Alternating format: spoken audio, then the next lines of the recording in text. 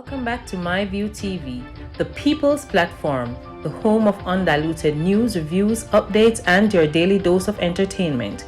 Don't forget to hit the notification bell, leave us a comment, like, share, and subscribe.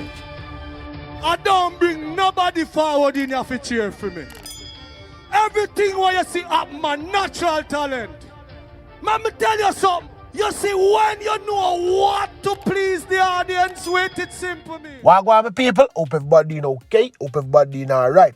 Why you can't stop his speeding? Why is it that you can't stop his speeding? Every single day, I have to come telling the same thing. Take on no time on the road. Say to now, people. One dead, right in a catching hall. Let me tell the people them what go on now. Ball to ball commentary. Residents of Catching Hall in St. James were given a major fright in the wee hours of Saturday morning when a car overturned in a yard, killing the driver of the vehicle. The deceased has been identified as 37-year-old Donald Sutherland, a sound system selector of a Campbell address in Tucker, St. James. Everybody know Donald. Yeah, man. Everybody know him. I look a loud but boy make what only panize on him a play sound. Report reaching our news team that sometime at about 12:20 p.m. Sutherland was driving a Toyota Axia motor car towards West Green when he failed to negotiate a roundabout and end up in a yard. Speed him a speed, people. Where my speed go? If you get booked for the date, you have to get paid once you reach. Let me show you the recipe for disaster now, people. Listen what I go on. He was thrown from the vehicle where he received injuries to his head and other section of his body. And I can confirm this, people, because the people them tell me him never did wear no seatbelt. Him never did wear no seatbelt. And that's why him get fling out of the car and jumping at the gate. Me have pics and videos and images can show the people them, so no worry themselves. I'm dead right pan spot. 2 other male occupants of the vehicle admitted in hospital for treatment. Yeah, man. If anything happened to them, me have to couldn't know. As I say, people, spade and cast all of that, I know him dead. You understand? But me can tell you about somebody who lucky. He never lucky enough, but I can tell you about who lucky now. Those who saw what happened are describing it as nothing short of a miracle. A motorcyclist was almost crushed to death when the bike he was driving collided with a trailer truck on South Camp Road in Kingston. Reporters that the motorcyclist and the trailer were traveling in the same direction coming up South Camp Road when the trailer went wide to take a left turn. The motorcyclist traveling on the inside continued straight and collide in the side of the trailer. And as usual, we have the video for show the people them. So don't need to worry yourself if you never get to see it. We have it can show them now. Police source report that the injured motorcyclist was taken to the hospital where he was admitted with several broken bones. I mean, for next accident more I show the two, because people mentally something when you're approaching as 4-way and you see a stop sign, you're supposed to stop.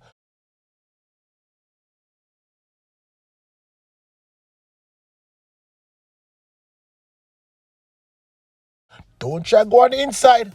Don't you dare try to go on the inside. If you try and beat the car that reached before you. So, me have that video there for show the people them who don't see that video there yet. So, forward pan the ends and come look pan that video there. But right now, I take a walk going to Portland. And nobody joined this time. Nobody joined. Let me tell you what go on now.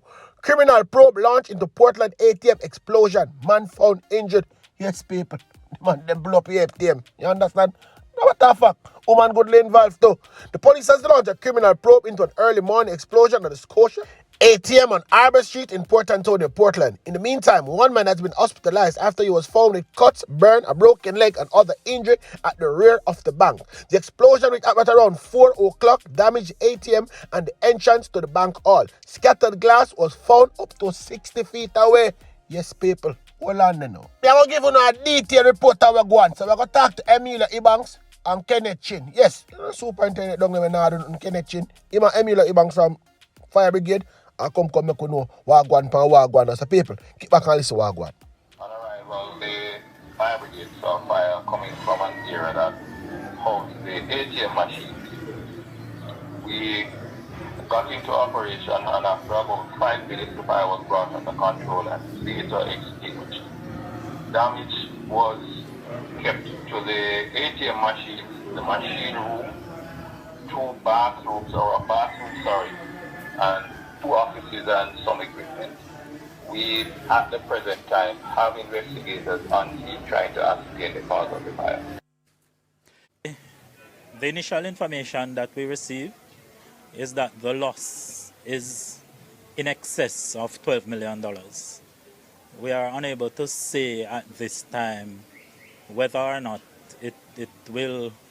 how much it will exceed that, because when we did closer analysis and inspection of the premises, it is substantially more based on what the damage which is seen on the inside. Based on the information that we have at this time, we believe that the explosion was caused by some criminal activity. So we are following strong leads, and we have teams from various departments within the Jamaica Constabulary Force on location. We have persons from Kingston who are assisting in the investigation, and we will continue to do all that we can to get to the bottom of this incident. That way that is concerned. From the other day, everybody make a grand entry back in the news. Wicked man Chris come out and say, don't be complacent. Yes, can't say him never tell you no. Don't be complacent. But the people them say, my view, give us your take on this. But I say, well, I'm not giving no take for nothing. To each his own. Anything you want to do, me I go support. If you want to do it, I support. If you don't want to do it, I support the same way. Them say, my view, big and serious now. The government tell me, say, the restriction has been lifted. People can just go about them business without mask. Here, there, and everywhere, just enjoy themselves. But yet still, I tell them fellow colleagues, say, when you not come in a parliament, wearing the mask. We really are going, this is my view. Me no know, me no care. The only thing I can tell you is pick your poison and I will support you. Yes, pick your poison and me I go support you. Anyway, Chris, come tell the people them what I go on. However, we can't be complacent. We have to recognize that people can get ill, can be hospitalized, and people can die.